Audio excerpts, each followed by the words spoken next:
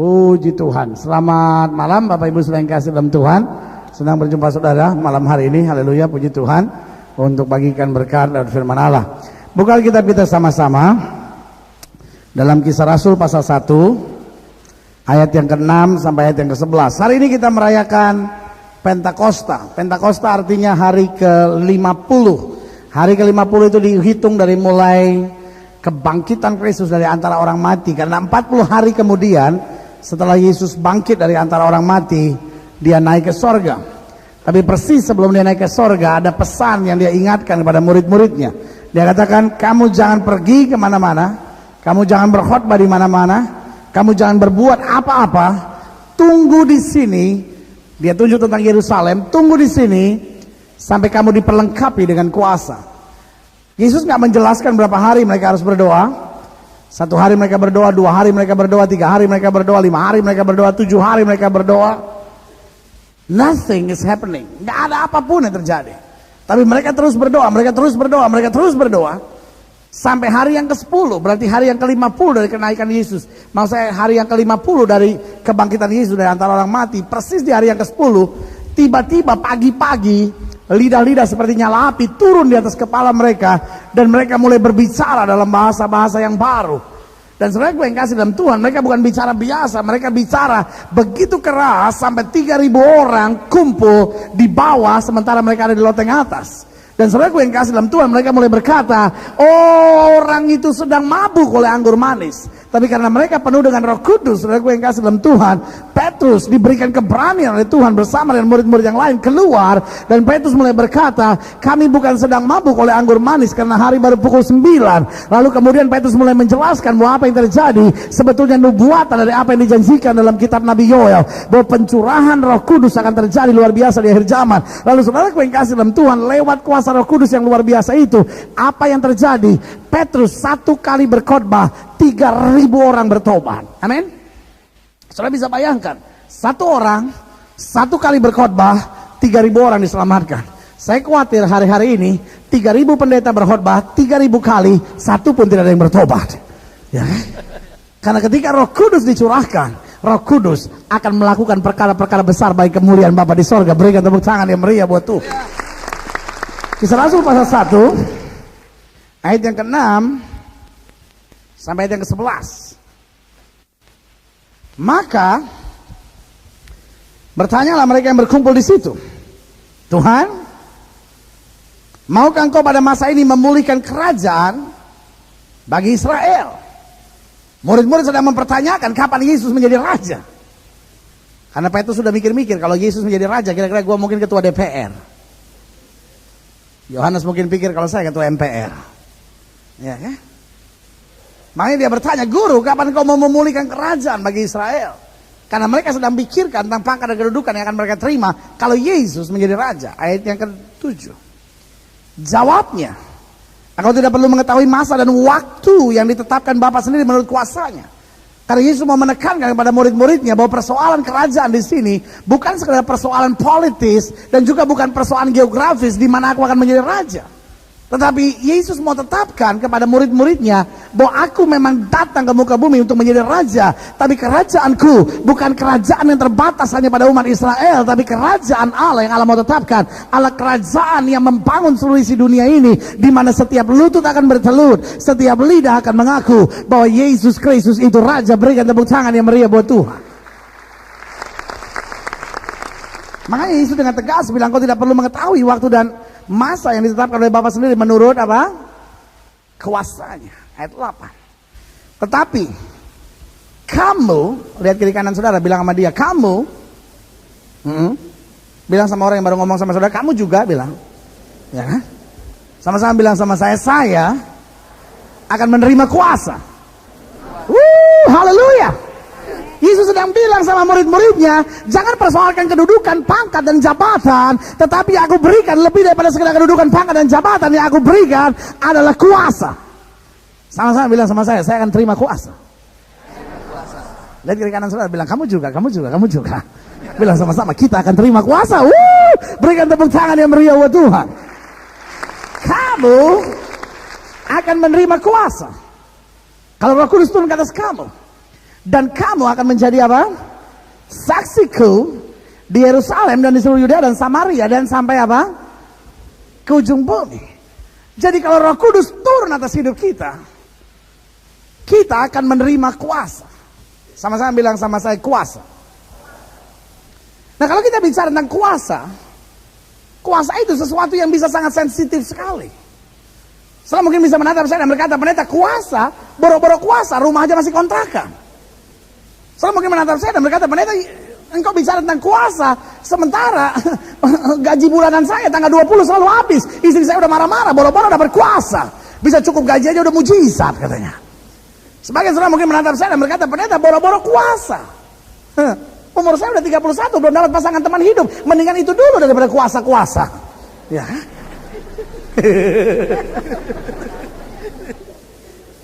Ada banyak orang pikir kuasa artinya, oh saya hidup gak punya masalah, itulah kuasa. Nah. Kuasa apa yang akan kita terima? Mungkin sebagian saudara bilang, bagaimana saya bisa hidup dalam kuasa? Masalah aja masih banyak. Nah, kuasa apa yang akan kita terima? Ini yang menarik perhatian saya. Coba lihat yang pertama, Matius 16. Ini kebaktian terakhir kan? Habis ini gak ada kebaktian lagi kan? Saya mau khotbah sampai jam 10 juga gak apa-apa kan? Jangan amin-amin. Soalnya enak duduk, saya yang berdiri di sini. Mas udah pikir enak ngomong terus. Soalnya cuma paling 4 huruf, amin. Kita panjang.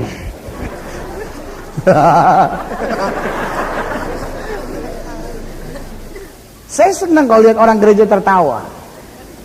Sebab kadang-kala saya banyak masuk gereja di mana orangnya begitu stres. Saya dari khotbah 7 poin tinggal 4. 3 tahu hilang di mana. Lihat wajah jemaat gitu. Kayak orang-orangan sawah. Orang Belanda bilang pokerverstrekker. Jadi apa tuh mengejutkan burung gitu. Ya, di sawah ada tuh pokerverstrekker gitu.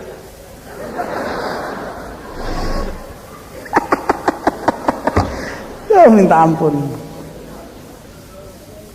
Yang sore ini enak nih. Orangnya murah senyum. Matius 16 ayat 19. Kepadamu akan kuberikan kunci kerajaan sorga. Apa yang kau ikat di dunia ini, dikatakan apa di situ? Akan terikat di sorga, dan apa yang kau lepaskan di dunia ini, haleluya, akan terlepas di sorga. Kuasa apa yang kita terima? Yang pertama, kuasa untuk memerintah. Sama-sama bilang sama saya, kuasa untuk memerintah. Apa artinya kuasa untuk memerintah?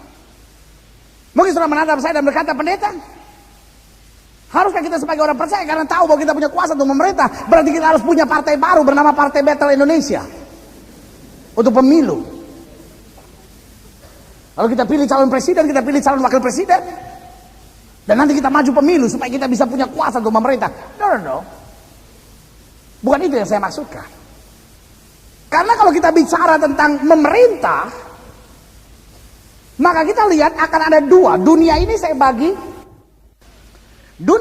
bagi dalam 2 kelompok besar.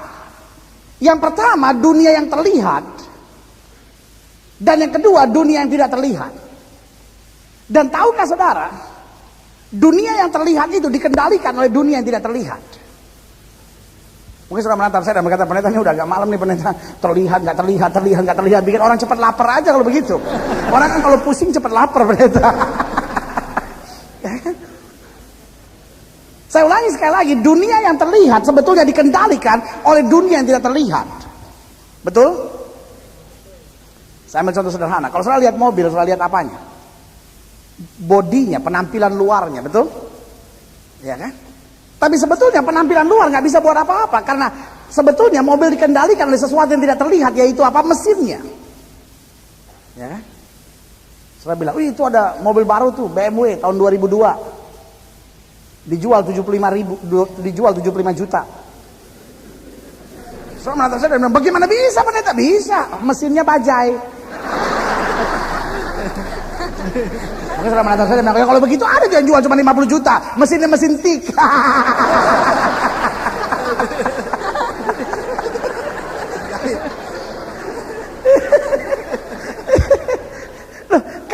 apa yang terlihat sebetulnya dikendalikan oleh apa yang tidak terlihat. Orang juga sama.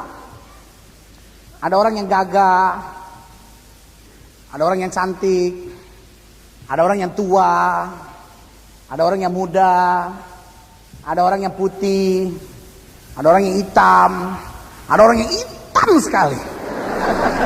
Ya kan? But that is not the real man. Itu bukan manusia sejati, itu hanya penampilan luarnya. The real man is what in their heart. Apa yang ada dalam hatinya. Betul? Waktu saudara pacaran, saudara bilang, pendeta, dia ganteng sekali lu pendeta. Saya setiap kali lihat dia mau pingsan.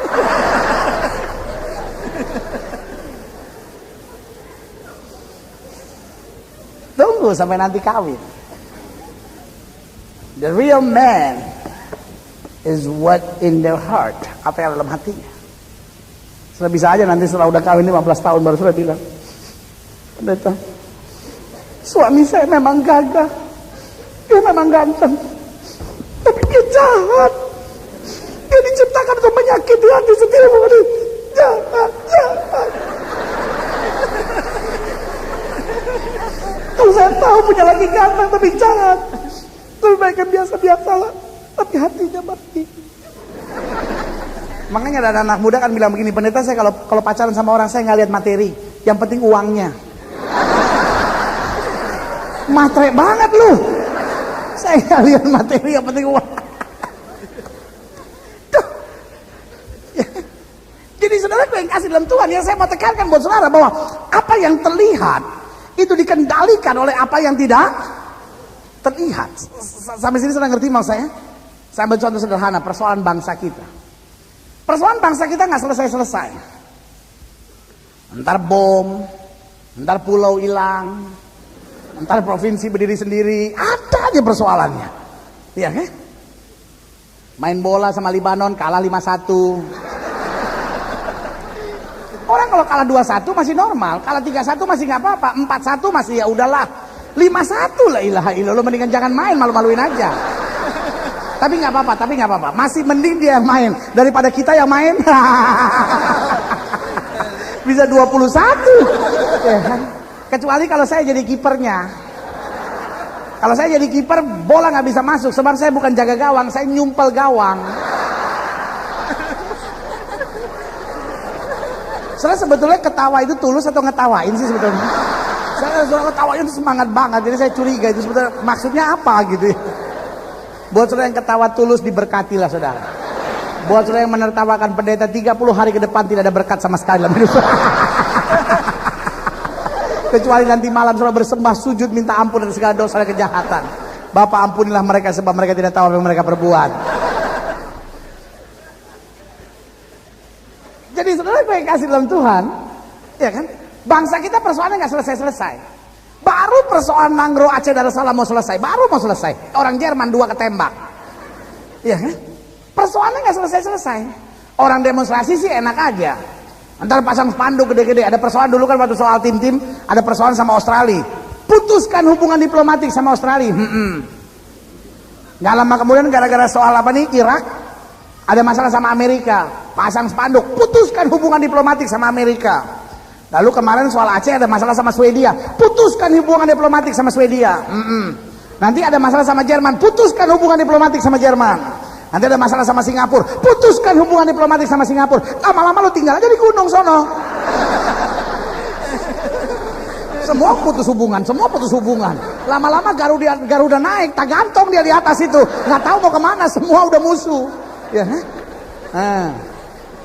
orang demo juga kadang-kadang pakai otak, kenapa nggak pakai otak? Ya. Nah, kenapa persoalan bangsa kita nggak selesai-selesai? Kenapa nggak selesai-selesai? Kita kan kadang-kadang ribut dengan apa yang kelihatan. Ini presiden kali nggak benar, wakilnya kali, ini kali menteri kali, ini kita ngelihat pada apa yang kelihatan. Padahal Yesus sudah ajarkan kita apa? Peperangan kita bukan melawan darah dan daging. Peperangan kita bukan melawan apa yang kelihatan, tetapi peperangan kita, kata Alkitab, melawan roh-roh jahat di udara. Nah, ini persoalan kita, sesuatu yang tidak kelihatan. Nah, saya khawatir persoalan Indonesia nggak selesai-selesai karena bangsa ini terlalu banyak berhutang dengan kuasa kegelapan, dukun-dukun dan paranormal. Betul? Iya kan? Itu sebabnya tahun 2004 nanti kita kan harus memilih presiden. Yang harus kita doakan bukan partai apa yang akan berkuasa, tapi yang harus kita doakan siapapun pemimpinnya, bukan itu persoalan kita, karena orang percaya pasti akan mendukung pemerintah yang berkuasa. Tapi yang saya mau ingatkan, yang perlu kita doakan supaya siapapun yang akan diangkat menjadi pemimpin adalah pemimpin yang tidak lagi menyembah berhala, tidak percaya pada kuasa-kuasa kegelapan, tetapi membuka hati bagi Allah yang hidup, karena itu yang akan mendatangkan berkat atas bangsa ini. Dia boleh sepintar apapun, profesor 7 kali dinobatkan juga nggak jadi persoalan. Tapi selama dia menyembah berhala, selama dia percaya pada dukun-dukun, selama dia percaya pada kuasa-kuasa kegelapan, selama urusannya masih terus kuburan, tidak pernah akan bisa membawa negeri ini pada berkelimpahan. Itu sebabnya ini tugas kita. Dan kiri kanan saudara bilang tugas kamu. Dan kiri kanan saudara bilang kamu juga. Bilang sama dia, kita sama-sama deh. Amin. Iya kan? Sampai sini sudah ngerti nggak mau saya? Bahwa persoalannya, bahwa apa yang kelihatan dikendalikan oleh apa yang tidak terlihat. Nah, tugas kita memerintah bukan pada apa yang kelihatan, tapi pada apa yang tidak terlihat. Saya ambil contoh sederhana. Yang saudara lihat cuma hari-hari hidup saudara, rumah tangga saudara bermasalah. Persoalan kecil aja ribut. Persoalan kecil aja sampai berteriak, cerai. Sampai anjing tetangga 3 pingsan gara-gara saudara berkelahi terus.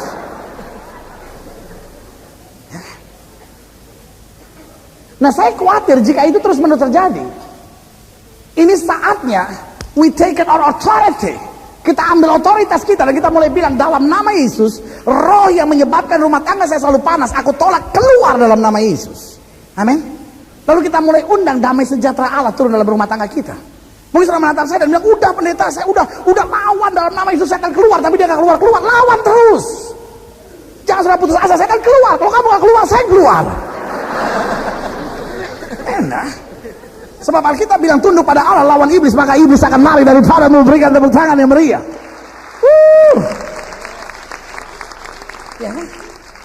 Anak saudara pacaran dengan orang yang tidak seiman. Lalu saudara mau bikin apa? Saudara mau berteriak sama dia dan bilang, kamu, mama nasihatin, kalau sampai minggu depan kau masih pacaran sama Abu Bakar itu, mama kasih tahu sama kamu, mama gak main-main.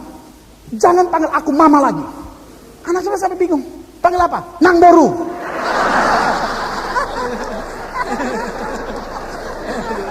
Apa lagi Nang Boru itu? Ya itulah pokoknya. Ya. Jadi yang saya mau ingatkan, it doesn't help. Gak akan nolong dengan cara begitu. Persoalan sudah akan tambah rumit. Persoalan sudah akan tambah berat. Tapi hari ini saya mau beritahu, kita punya kuasa untuk memerintah.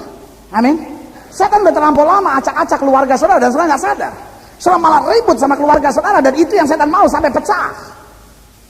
Saudara acak-acak anak-anak saudara dan saudara nggak tahu apa-apa. Saudara malah tekan anak-anak saudara dan itu yang bikin tambah masalah lebih berat. Saudara acak-acak karena ekonomi saudara nggak tahu buat apa. Akhirnya saudara malah tambah marah-marah, tambah buat kesalahan dan lakukan segala yang salah. Tapi sebagai hamba Allah saya mau ingatkan, ambil otoritas di dalam nama Yesus. Kita punya kuasa untuk memerintah, ikat segala perbuatan iblis dan perintahkan Allah untuk kerjakan mujizatnya dan kita akan lihat kemenangan yang luar biasa. Berikan tepuk tangan yang meriah buat Tuhan.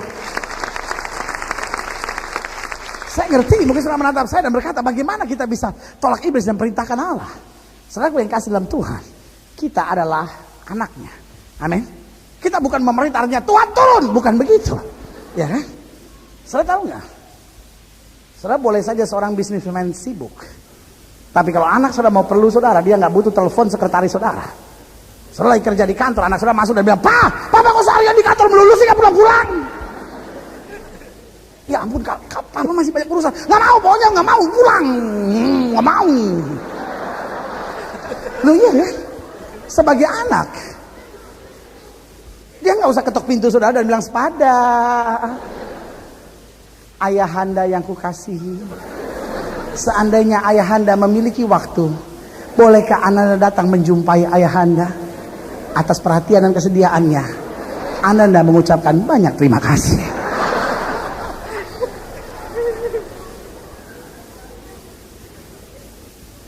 Ini waktunya gereja Tuhan kembali menyadari kita punya kuasa untuk memerintah. Amin.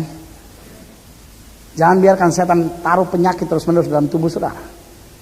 Jangan biarkan setan terus-menerus acak-acak rumah tangga saudara. Jangan biarkan setan terus rampas ekonomi saudara. Jangan biarkan setan terus buat rugi hidup saudara. Jangan biarkan setan acak-acak masa muda saudara. Tapi take stand, ambil langkah, tegar berdiri dan bilang, Tuhan, Roh Kudus turun ke atas aku punya kuasa, aku perintahkan dalam nama Yesus, setan kau tidak punya kuasa lagi, dan damai sejahtera Allah akan mengalir, berkat Allah akan berkelimpahan. Berikan tepuk tangan yang meriah buat Tuhan. Haleluya. Nah persoalannya bagaimana kita punya kuasa untuk memerintah? Yang pertama dengan wibawa ilahi, bukan dengan kekuatan kita sendiri, tapi dengan apa? Wibawa ilahi. Dan wibawa ilahi dapat kita terima kalau kita melekat pada Kristus. Amin. Kita tidak akan memiliki wibawa ilahi hanya dengan kekuatan kita sendiri. Waktu kita melekat kepada Kristus. Amin. Dan yang kedua, bagaimana kita dapat kuasa untuk memerintah itu? Kalau kita mau membayar harga yang bernama kerendahan hati. Karena Alkitab berkata, barang siapa yang merendahkan diri, dia akan ditinggikan. Tapi barang siapa yang meninggikan diri, ia akan direndahkan. Jadi kuasa yang pertama, kuasa untuk apa? Memerintah. Sama-sama bilang sama saya, kuasa untuk memerintah. Yang kedua, coba saudara lihat 1 Yohanes pasal 5. Doa saya, keluar dari tempat ini setiap saudara menyadari bahwa saudara punya kuasa dalam hidup saudara. Sama-sama bilang sama saya punya kuasa. Sama-sama bilang, saya punya kuasa. Amin. Kuasa yang pertama untuk memerintah. Tapi ingat, pemerintahan kita bukan dalam alam yang kelihatan. Karena ada orang-orang yang aneh sekali. Ada orang-orang yang bilang begini sama saya, pendeta, saya ini orangnya rasionalis. Pokoknya apapun yang saya lihat, saya percaya. Apapun yang tidak saya lihat, saya tidak percaya. Setan saya tidak bisa lihat, saya tidak percaya. Saya tidak percaya ada setan. Tuhan saya tidak bisa lihat, saya tidak percaya ada Tuhan. Orang kayak begini jangan sampai ketemu saya. Susah sendiri dia. Saya pernah ketemu sekali orang kayak begitu. Saya bilang sederhana, coba kamu ngaca. Anak muda, baru umur 21 tahun. Dia bilang, pendeta saya ini orangnya rasionalis. Dari kecil saya sudah di Amerika. Dan saya terbiasa dengan berpikir, apa yang saya lihat itu yang saya percaya, apa yang tidak saya lihat saya tidak percaya. Setan saya tidak pernah lihat, saya tidak percaya. Tuhan saya tidak pernah lihat, saya tidak percaya. Uang saya lihat itu yang saya percaya. Saya bilang sama dia, gampang. Kamu sekarang ngaca. Kamu lihat otak kamu enggak? Enggak. Berarti kamu enggak punya otak. Kok begitu pendeta? Loh kamu jujur aja. Kata kamu apa yang tidak kamu lihat kamu tidak percaya. Nah kamu enggak punya otak kan? Kamu enggak lihat. Ya tapi kan ada kalau dibuka, coba buka. Dia buka langsung inna lillahi wa inna ilaihi rajiun. Itu bukan orang rasionalis, itu bukan orang realis, itu orang yang ngaco, saudara-saudara. Orang yang beranggapan apa yang tidak bisa saya lihat, itu tidak saya percaya. Karena apa yang tidak kita lihat justru yang mengendalikan apa yang kita lihat. Sampai di sini sudah ngerti maksud saya? Yang kedua sekarang. 1 Yohanes 5. Ayat 4. Sebab semua yang lahir dari Allah dikatakan apa? Mengalahkan dunia. Dan inilah kemenangan yang mengalahkan dunia. Haleluya. Sama-sama baca sama saya. 1, 2, 3. Iman kita. Sama-sama bilang sama saya, iman saya. Siapa yang mengalahkan dunia selain daripada dia yang percaya bahwa Yesus adalah apa? Anak Allah. Sama-sama bilang sama saya percaya. Berarti yang kedua, kuasa apa yang kita terima ketika Roh Kudus turun atas hidup kita? Kuasa untuk menang atas tiap-tiap masalah. Kuasa untuk menang atas tiap-tiap pergumulan. Dengar baik. Hidup Kristen bukan hidup yang tanpa pergumulan. Amin. Tapi hidup Kristen adalah hidup yang menang atas tiap-tiap pergumulan. Mungkin saudara menatap saya dan berkata, bagaimana kuasa Roh Kudus bisa memberi saya menang? Yang pertama, kemenangan kita dapat karena iman. Karena iman itu memberi kekuatan buat kita. Amin. Saya ulangi sekali lagi. Jadi Roh Kudus akan memberi kemenangan buat kita lewat kuasa yang dia berikan. Bagaimana? Yang pertama, dengan iman. Karena iman adalah kekuatan. Sama-sama bilang sama saya, iman adalah kekuatan. Sama-sama bilang sama saya, iman adalah kekuatan. Iman itu sendiri tidak memberikan kemenangan atas masalah. Perhatikan baik. Iman itu sendiri tidak memberikan kemenangan atas masalah, tapi iman itu sendiri memberi kekuatan atas masalah. Amin. Saya hari-hari ini lagi iseng-iseng mempelajari tentang penyakit AIDS. Saya searching gitu di komputer. Ternyata saya pelajari bahwa ternyata penyakit AIDS itu bukan penyakit yang mematikan. Jadi berbeda dengan SARS. SARS itu penyakit yang mematikan, tapi AIDS enggak. AIDS itu cuman membuat seseorang kehilangan daya tahan dalam tubuhnya. Matinya bukan karena AIDS, nggak ada orang yang mati karena AIDS. Tapi dia cuman menghancurkan daya tahan, ya kan? Imun sistemnya itu dihancurkan, ya kan? Sampai kalau imun sistemnya udah habis sama sekali, maka satu bakteri kecil aja bisa membunuh orang itu.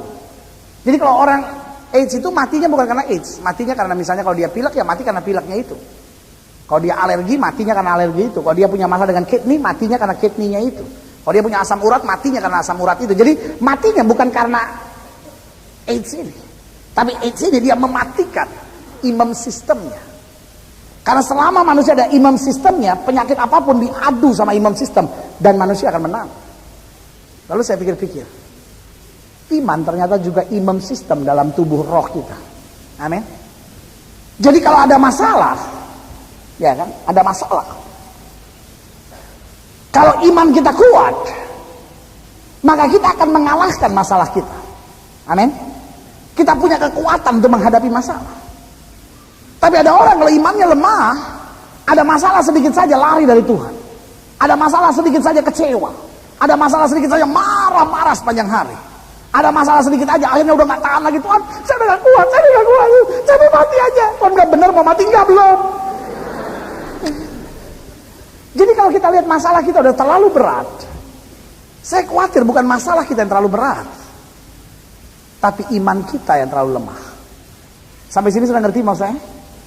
Jadi Roh Kudus, dia beri kuasa buat kita untuk menang atas tiap-tiap pergumulan. Lewat apa? Dengan iman. Supaya iman kita memberi kekuatan buat kita. Tapi iman itu sendiri tidak menyelesaikan masalah. Iman itu memberi kekuatan untuk kita menghadapi masalah.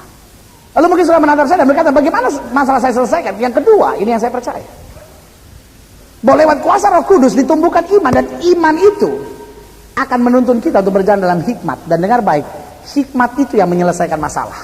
Amin. Makanya ada banyak orang beriman tapi nggak berhikmat. Dia beriman, dia mau menginjil, wah dia mau ngasih tahu sama temannya Yesus itu Tuhan. Dia bilang sama temannya, lu ke gereja, lu Yesus itu Tuhan lu nggak ke gereja lu mati masuk neraka. Temennya nggak terima.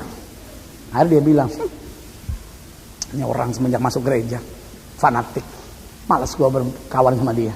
Akhirnya dia bingung, kenapa ya pendeta ya? Semenjak saya menginjil, teman-teman saya menjauhi saya.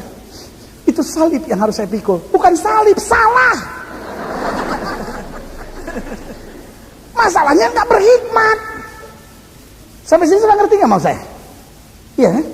Ada banyak masalah terjadi dalam hidup kita. Sebetulnya persoalannya hanya karena kita tidak berhikmat. Hikmat akan menyelesaikan banyak hal dalam hidup kita. Dan hikmat tidak pernah bisa didapat di bangku sekolah. Hikmat ada waktu Roh Kudus dicurahkan dalam hidup kita, dan Roh Kudus itu memberikan kemampuan ilahi untuk kita berjalan kemenangan kemuliaan Allah. Berikan tepuk tangan yang meriah buat Tuhan. Makanya dalam Alkitab dijelaskan kalau kamu kekurangan hikmat, minta dari Allah yang memberikan dengan murah, dan apa kata Alkitab? Tidak membangkit-bangkit. Bu, tahu nggak Bu? Yang ibu butuhkan bukan operasi plastik, tapi yang ibu butuhkan adalah hikmat. Ya habis gimana pendeta ya? Suami saya sekarang gampang terpengaruh sama mudaan. Dia memang suka daun muda. Loh kalau memang dia suka daun muda, bawain aja daun beluntas kayak daun apa kayak. Bukan yang dia suka daun muda, Nancy. Yang begitu-begitu, lain. Ya, Bu, ketika suami ibu berselingkuh, yang kau butuhkan bukan operasi plastik. Ya kan? Ada orang yang operasi, aduh minta ampun, hidung lah dioperasi, janganlah. Saya sarankan jangan tuh. Jangan. Sebab saya khawatir kalau sudah pilek, pas sudah lepas. Yang saya nggak enak kan kalau pas saya lagi khotbah tiba-tiba lepas begini kan. Sebab kita tidak bertanggung jawab untuk yang tidak orisinil. Separah apapun penyakitnya, kalau orisinil kita bertanggung jawab. Soalnya mau kena apa kek, apa segala macam, kita percaya buat Tuhan gak ada perkara yang mustahil. Tapi kalau barang tambelan, la ilaha illallah, repot kita. Ya ilah copot lah ilah. Udah tolong doain dong, tambel lagi ya. Waduh payah itu. Bu, Yang engkau butuhkan bukan operasi plastik lebih sering lagi. Ada orang-orang dagunya dipanjangnya, keledai juga panjang.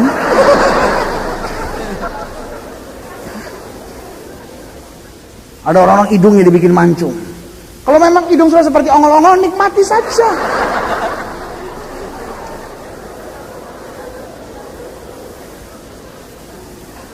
Bu, yang kau butuhkan menghadapi peristiwa itu hikmat. Amin. Waktu seorang istri berhikmat menghadapi persoalan yang sulit sekalipun, Roh Kudus akan menuntun dia untuk membawa rumah tangga itu pada pemulihan Tuhan yang luar biasa. Berikan tepuk tangan yang meriah buat Tuhan. Pak, yang engkau butuhkan bukan teriakan yang lebih keras lagi. Tapi anak-anak saya pendeta kok nggak diteriakin, nggak bisa diam dia. Engkau boleh berteriak sampai lehermu putus, doesn't help. Saudara boleh menatap saya dan berkata, tapi pendeta, istri saya pendeta kalau saya nggak bentak, nggak diam-diam dia. Pak, itu pun nggak menyelesaikan. Yang kau butuhkan adalah hikmat. Jangan bilang sama saya, memang anaknya pendeta, memang anaknya yang nggak karuan. Pak, yang kau butuhkan hanyalah hikmat. Saudara boleh menatap saya dan berkata, pendeta, usaha saya, bisnis saya lagi bingung nih pendeta. Memang Indonesia bingung terus. Dolar naik, bingung. Ini mau usaha apa? Dolar naik terus. Ekonomi apa kalau begini? Dolar turun, ribut lagi. Wah, ini nggak bisa turun terlalu banyak dong. Wah, nanti ekspor mati, nanti begini. Bagaimana nih kalau dolar turun terus? Salah lagi. Tapi kalau dolar nggak naik, nggak turun juga ribut lagi dia. Buat apa itu orang BI, orang Departemen Keuangan duduk di situ? Naik nggak turun, nggak buat apa dia duduk di situ? Jadi maunya apa? Ya. Banyak orang bingung, aduh pendeta saya bisnis begini mau bikin apa? Saudara, saya terlalu percaya. Yang kita perlukan adalah hikmat. Amin. Apa itu hikmat? Bagi saya hikmat adalah pintu yang terbuka di tengah setiap pintu yang tertutup. Apa artinya? Ketika orang kaya menghadapi pintu yang tertutup, dia stres. Ketika orang pintar menghadapi pintu yang tertutup, dia panik. Tapi ketika orang berhikmat menghadapi pintu yang tertutup, dia tahu Allah akan membuka tepat pada waktunya dengan cara yang ajaib. Berikan tepuk tangan yang mereka. Apapun yang sedang kau hadapi, engkau tidak usah panik. Apapun yang kau hadapi, engkau tidak usah putus asa. Setelah boleh menatap saya dan berkata, pendeta, engkau nggak tahu apa yang sedang saya hadapi. Berat sekali yang saya sedang jalani. Sebagai hamba Allah saya mengingatkan, kalau Roh Kudus turun ke atas kita akan menerima kuasa. Dan kuasa itu bukan supaya kita tidak menghadapi masalah, tapi menang atas masalah. Kita kuat lewat iman, dan kita menang lewat hikmat yang Bapak berikan buat anak-anaknya. Berikan tepuk tangan yang meriah. Yang ketiga, kuasa apa yang kita terima? Lihat Ayub pasal 29 ayat 4. Seperti ketika aku mengalami masa remajaku, baca sama-sama bagian terakhir ayat yang keempat ini, 1, 2, 3. Ketika Allah bergaul karib dengan aku di dalam apa? Kemahku. Haleluya. Lihat Keluaran 33 ayat 11. Dan Tuhan berbicara kepada Musa dengan berhadapan muka seperti apa? Seorang berbicara kepada apa? Temannya. Haleluya. Kemudian kembali ia ke perkemahan, tetapi abdinya yaitu Yosua bin Nun, seorang yang masih muda, tidak meninggalkan apa? Kemah itu. Yosua begitu menikmati. Kalian lihat, Musa berbicara kepada Tuhan, berhadapan muka seperti seorang berbicara dengan temannya. Jadi yang ketiga saya pelajari, kuasa apa yang akan kita terima kalau Roh Kudus turun ke atas hidup kita. Yang ketiga yaitu kuasa, haleluya, untuk memiliki hubungan yang akrab dengan sorga. Sama-sama bilang sama saya, kuasa untuk memerintah. Sama-sama bilang sama saya, kuasa untuk menang atas tiap-tiap pergumulan. Sama-sama bilang sama saya, kuasa untuk memiliki hubungan yang akrab dengan sorga. Jadi waktu Roh Kudus turun, kita akan menerima kuasa untuk memiliki hubungan yang akrab dengan sorga. Apa artinya? Alkitab bilang begini, satu orang bertobat, seluruh isi sorga bertepik sorak, seluruh isi sorga bersorak-sorai. Apa artinya? Berarti waktu kita bertobat, ada upacara penyambutan. Upacara penyambutan apa? Karena kita tadinya ada dari dalam gelap, warga negara dunia ini. Tapi karena kita bertobat, kita dipindahkan masuk dalam terang, menjadi warga negara kerajaan sorga. Ada pesta. Amin. Nah sekarang waktu kita warga kerajaan sorga, Allah mau kita akrab dengan suasana sorga. Makanya Roh Kudus punya 3 fungsi yang luar biasa. Yang pertama, Roh Kudus mengingatkan kita akan seluruh janji Allah. Amin. Sehingga kita nggak terikat pada dunia, tapi kita mulai diingatkan setiap kali dengan apa, janji-janji Allah. Dan bukan hanya kita diingatkan akan janji Allah, yang kedua, dia akan mengajar kita untuk mengerti seluruh kebenaran Allah. Jadi yang pertama dia apa? Ingatkan. Sama-sama bilang sama saya, ingatkan. Yang kedua dia apa? Dia ajar. Sama-sama bilang sama saya, dia ajar. Supaya kita apa? Supaya kita mengerti seluruh kebenaran. Dan yang ketiga, setelah kita diingatkan, kita diajar. Lalu yang ketiga, haleluya, apa yang terjadi? Kita ditolong, karena dia sebagai penolong yang akan menuntut kita untuk berjalan sepenuhnya dalam kehendak Allah. Jadi dari 3 fungsi kuasa Roh Kudus dalam hidup kita, dia membawa kita supaya akrab dengan sorga. Mungkin setelah menatap saya dengan berkata, pendeta, kalau saya akrab dengan sorga, apa yang saya dapat? Yang pertama, pemeliharaan kita datangnya dari sorga. Karena Alkitab berkata, Allah akan memerintahkan malaikatnya untuk berkemah di sekeliling orang yang takut akan Tuhan. Berarti apapun yang terjadi di muka bumi, kita tidak perlu takut. Sebab yang menyertai kita adalah pasukan tentara sorga yang tidak pernah akan meninggalkan orang yang berharap kepadanya. Haleluya. Pemeliharaan kita datangnya dari sorga. Amin. Lalu yang kedua, bukan hanya pemeliharaan kita datang dari sorga, tapi kalau saudara pelajari lebih jauh, dijelaskan oleh Alkitab, berkat kita juga datang dari sorga. Makanya dalam Efesus dikatakan, terpujilah Allah Bapa Tuhan kita Yesus Kristus yang mengaruniakan kepada kita segala berkat rohani dari dalam sorga. Artinya yang pertama tadi apa? Pemeliharaan kita datang dari sorga. Lalu yang kedua, berkat kita datangnya dari sorga. Dan yang ketiga, haleluya, ini yang saya percaya, tuntunan kita datang dari sorga. Kenapa tuntunan kita datang dari sorga? Alkitab berkata, seperti Bapa yang sayang pada anak-anaknya, demikian Tuhan sayang pada orang yang takut akan Dia. Amin. Berarti waktu Roh Kudus menjamah hidup kita, Roh Kudus turun atas hidup kita, kita diberikan kuasa untuk akrab dengan sorga. Saya nggak percaya ada orang-orang yang bilang begini, pendeta, saya penuh dengan Roh Kudus, karena itu saya nggak usah ke gereja lagi. Gereja adalah bait Allah. Bait Allah itu adalah saya. Waktu saya menyembah Tuhan, itu bait Allah, itu gereja. Saya nggak perlu ke gereja. Ngaco itu. Ada orang-orang yang bilang saya penuh Roh Kudus, karena itu saya nggak usah berdoa lagi. Saya langsung dengar dari suara Tuhan.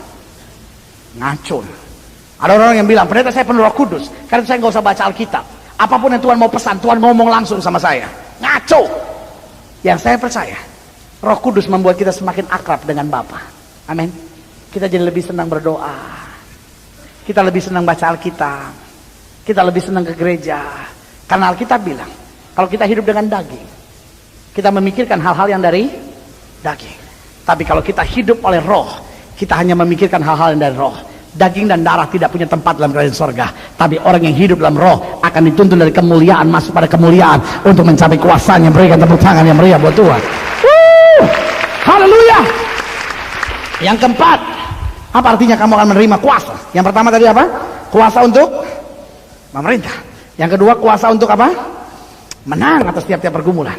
Yang ketiga, kuasa untuk memiliki hubungan yang akrab dengan sorga. Yang keempat, kembali ke Kisah Rasul 1 ayat yang ke-8.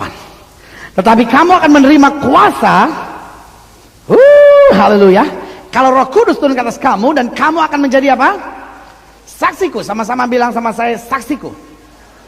Di Yerusalem dan di seluruh Yudea dan Samaria dan sampai ke ujung bumi. Jadi yang keempat, kuasa apa yang akan kita terima? Dengar baik. Kuasa untuk menjadi saksi Kristus. Kuasa untuk menjadi apa? Saksi Kristus. Sekarang saya ngomong dari hati ke hati ya sama saudara ya. Saya jumpai beberapa orang, cukup banyak. Dan tahukah saudara, saya sekarang ngomong dari hati ke hati sama saudara. Tahukah saudara, ada banyak orang, perhatikan baik, ada banyak orang dalam tanda petik ya, trauma dengan orang yang penuh Roh Kudus. Saya ulangi sekali lagi, saya ulangi sekali lagi, saya ulangi sekali lagi. Tahukah saudara, saya ketemu beberapa orang yang hari ini nggak ada di gereja. Saya ketemu beberapa orang yang hari ini tinggalkan pelayanan. Saya ketemu beberapa orang yang tadinya orang Kristen. Saya ketemu beberapa orang yang kecewa sama orang Kristen, yang gak pernah mau jadi Kristen hanya karena kecewa. Dan sekarang saya ngomong dari hati saya, hati ke hati sama saudara. Tahukah saudara? Perhatikan baik ya. Ada banyak orang yang hari-hari ini sedang trauma sama orang-orang yang penuh Roh Kudus. Mungkin setelah menatap saya dan berkata, pendeta bagaimana kau bisa katakan bahwa ada orang-orang yang trauma dengan orang yang penuh Roh Kudus? Saya ulangi sekali lagi. Tahukah saudara bahwa ada banyak orang hari-hari ini trauma sama orang yang penuh Roh Kudus? Kenapa? Yang pertama, karena orang-orang yang penuh Roh Kudus seringkali dianggap sebagai orang yang sangat arogan. Karena dia merasa penuh Roh Kudus berarti nggak ada yang bisa bantah saya. Karena dia merasa penuh Roh Kudus berarti apapun yang saya ngomong adalah firman Allah yang tidak boleh dibantah oleh siapapun. Sehingga akhirnya keegoisannya dia sembunyikan di balik satu kata, yaitu Roh Kudus perintahkan saya. Saudaraku yang kasih dalam Tuhan, sebagai hamba Allah saya mau ingatkan, orang yang penuh Roh Kudus akan menjadi saksi, tidak akan menjadi batu sandungan. Amin. Saya justru meragukan kepenuhan seseorang dengan Roh Kudus kalau dia menjadi arogan karena kepenuhan Roh Kudus. Makanya sudah pelajari, dua orang penuh Roh Kudus kalau berkelahi setengah mati, saudara-saudara. Sebab dua-duanya bilang begini, Tuhan bicara sama saya. Yang satu bilang, Roh Kudus bicara sama saya. Tuhan dari surga bilang, saya nggak ngomong sama dua-duanya. Ya. Dan yang kedua, yang membuat banyak orang trauma dengan orang-orang yang penuh Roh Kudus, karena katanya begini, orang-orang yang penuh Roh Kudus itu paling pintar menghakimi orang. Sampai ada suami-suami yang bilang, pendeta, sebelum istri saya penuh Roh Kudus, dia jauh lebih baik daripada setelah dia penuh Roh Kudus. Setelah dia penuh Roh Kudus, kalau saya nggak ke gereja aja sebulan, langsung dia bilang, kamu udah nggak ke gereja sebulan ya, nanti hukuman Tuhan, api belerang Tuhan turun atas hidup kamu. Minta ampun.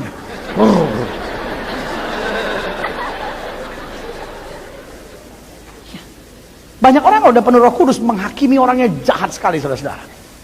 Jangankan bicara tentang dosa, orang nggak penyembahan aja nih, karena kita merasa bahasa roh kan. Kita ngeliat orang nggak bahasa roh aja langsung kita bilang, masuk surganya di pintu depan, cuma di emper. Karena kita udah jadi arogan banget gitu. Kita jadi orang yang terlalu menghakimi orang lain. Itu sebabnya banyak orang trauma dengan orang-orang yang penuh Roh Kudus. Yang saya percaya, kalau Roh Kudus turun kita akan menjadi saksi. Saya ngerti sebagian besar saudara akan menantang saya dan berkata, tapi pendeta kalau kita penuh Roh Kudus, kita kan nggak bisa tahan terhadap kesalahan. Jadi otomatis kita jadi orang yang tegas gitu. Saya setuju. Bukan tegasnya yang salah, tapi caranya yang seringkali salah. Sampai sini sudah ngerti maksud saya? Bukan berarti meskipun kau sudah penuh dengan Roh Kudus lalu kau boleh kompromi terhadap dosa. Bukan itu. Tapi caranya. Karena yang saya percaya, kalau orang penuh Roh Kudus, yang pertama dia akan jauh lebih sabar. Amin. Yang kedua, orang kalau penuh Roh Kudus dia bisa menerima orang lain apa adanya. Dan yang ketiga, orang kalau penuh Roh Kudus, perhatikan baik, dia bisa menguasai diri. Walaupun dia tahu salah, dia tunggu waktu yang tepat. Karena seringkali kita menegur kesalahan bukan untuk memperbaiki orang, tapi untuk menumpahkan unek-unek kita. Kita cuma karena jengkel lihat orang salah, kita langsung, yang penting apa unek-unek saya keluar semuanya. Tetapi orang yang penuh Roh Kudus dia berpikir jauh.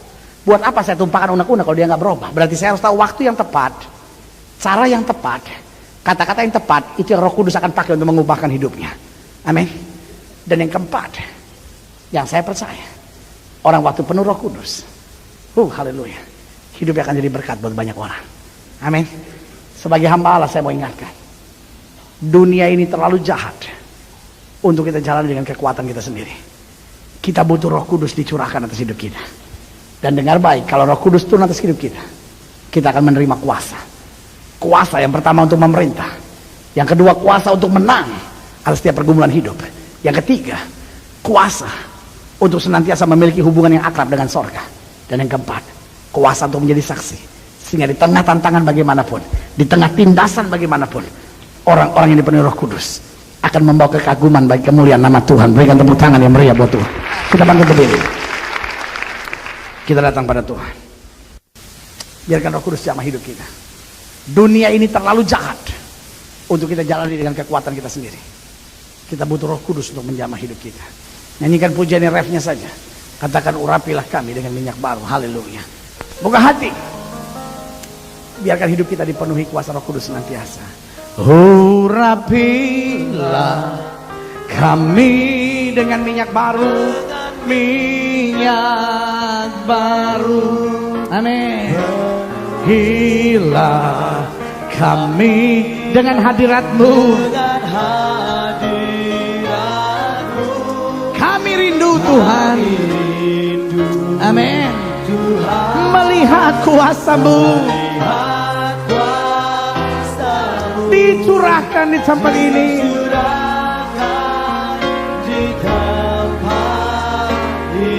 Sama-sama katakan, urapilah kami. Amin. Dengan minyak baru. Penuhilah kami. Kami dengan hadirat-Mu. Hadirat-Mu. Katakan, kami rindu. Kami rindu. Kami rindu Tuhan. Melihat kuasa-Mu dicurahkan di tempat ini.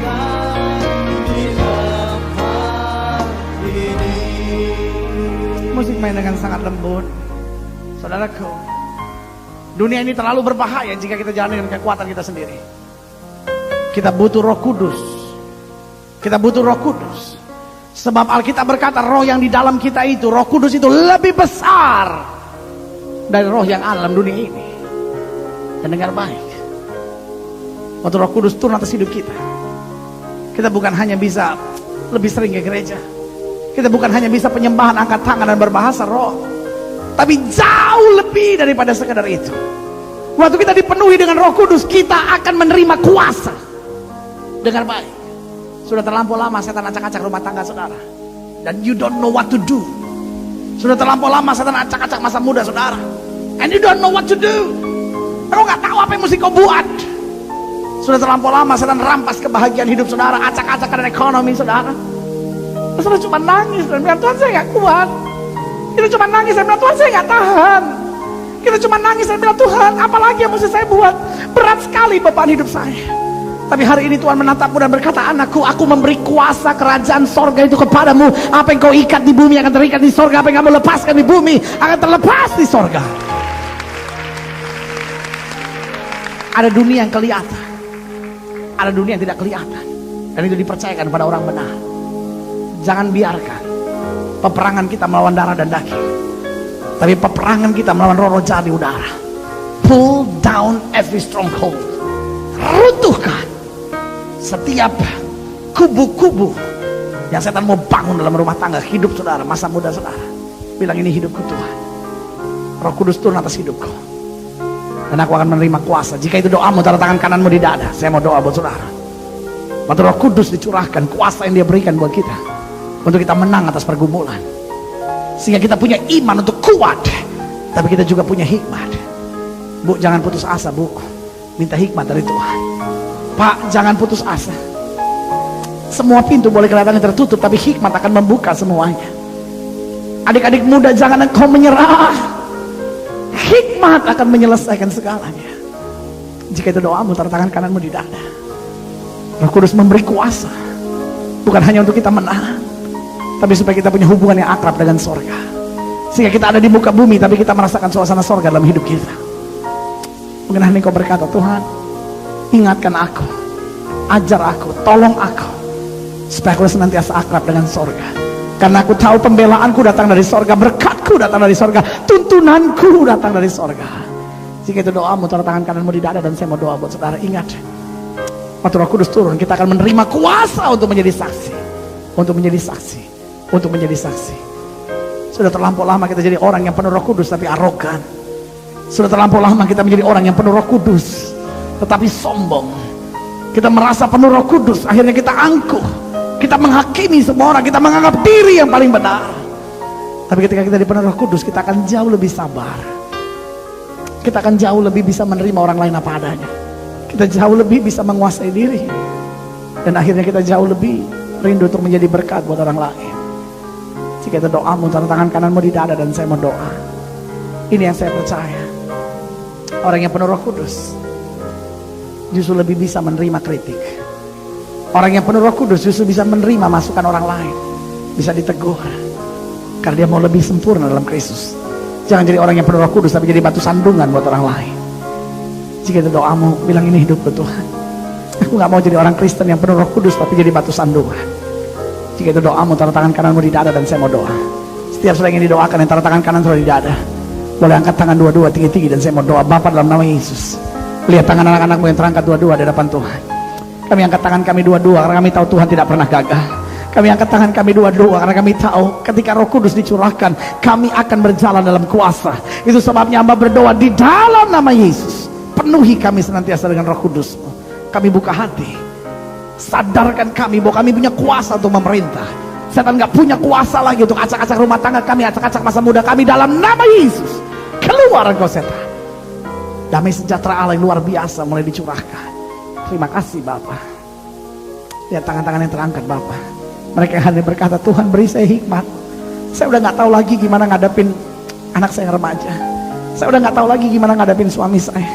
Saya udah gak tahu lagi gimana ngadepin usaha saya yang sedang goncang ini. Saya gak tahu lagi gimana ngadepin masa muda saya ini. Tapi beri saya hikmat. Saya tidak akan menyerah. Saya masih punya Tuhan, itu saya percaya. Jamah satu persatu, jadikan kami saksi oleh anugerah dan kuasa-Mu Bapa. Jangan lalui satu orang pun, jamah satu persatu oleh anugerah kuasa-Mu. Hamba juga doa buat yang sakit, karena hamba percaya kesembuhanlah hak mutlak kami sebagai orang percaya. Setiap saudara yang sakit dengar firman Tuhan.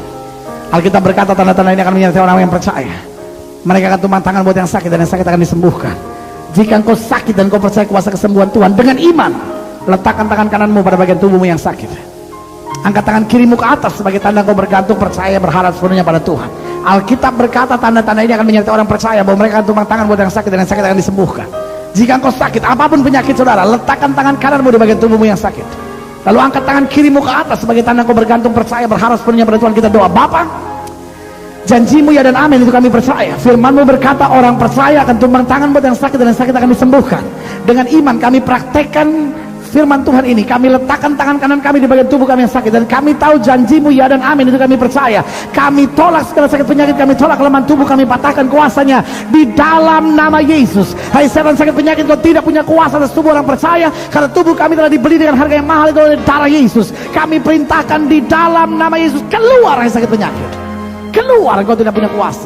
Kuasa kesembuhan mulai mengalir. Tangan Yesus yang berlolong paku mulai menjamah di dalam nama Yesus.